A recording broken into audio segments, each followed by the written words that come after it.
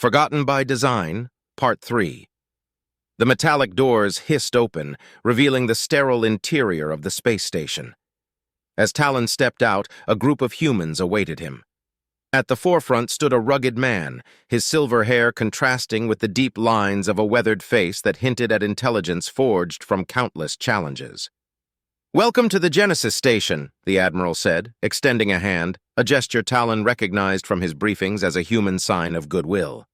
Opting for theatricality, Talon ignored the extended hand. Instead, raising his arms to mimic the wingspan he lacked, he intoned in a deep voice, "Behold, I am the one you know as Thoth, the Celestial, the Keeper of Mysteries." Admiral Lansing's brow furrowed, but a spark of recognition gleamed in his eyes. "Thoth? The god of wisdom and the moon from ancient Egyptian lore?"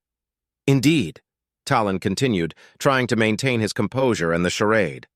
"I have watched over humanity from the celestial realms, returning now in this pivotal moment." A murmur went through the gathered delegation. Lansing, however, looked skeptical, though not entirely dismissive.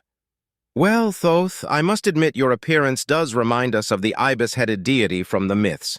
But why now? Why this sudden appearance?"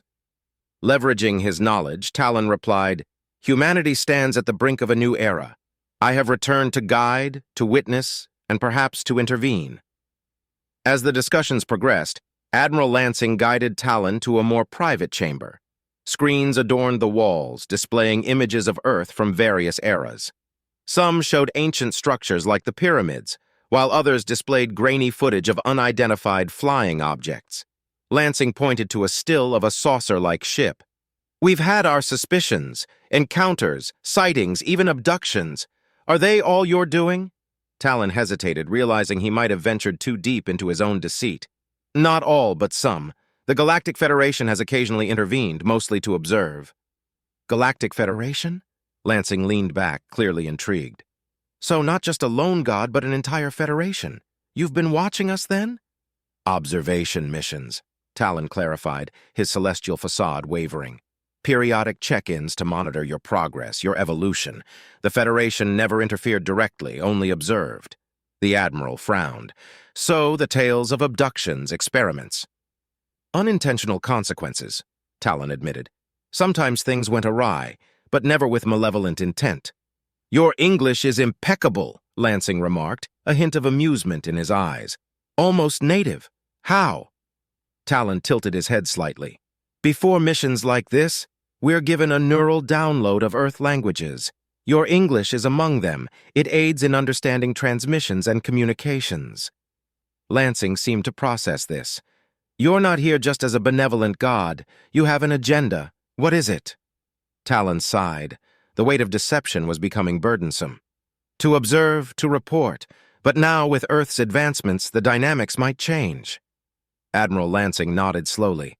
"You've given us much to ponder, Thoth. Or is there another name you go by in this Galactic Federation of yours?" Talon looked taken aback, his avian eyes betraying his surprise. "How did you know? Did you really think," Lansing chuckled, "that posing as an ancient god would go unnoticed or unchallenged? We've dreamt of the stars, of beings from the great beyond, and while the myths have given us a foundation, our quest for knowledge has never wavered." Talon inclined his head, acknowledging the Admiral's astuteness. "So, what now?" Lansing's eyes twinkled. "Now, we talk. Truly talk. Humanity is ready to join the larger cosmos, and you, Commander, will be our first contact." As the two continued their conversation, it was evident that Earth's place in the galaxy was about to shift dramatically. The era of observation was over. The age of collaboration had dawned.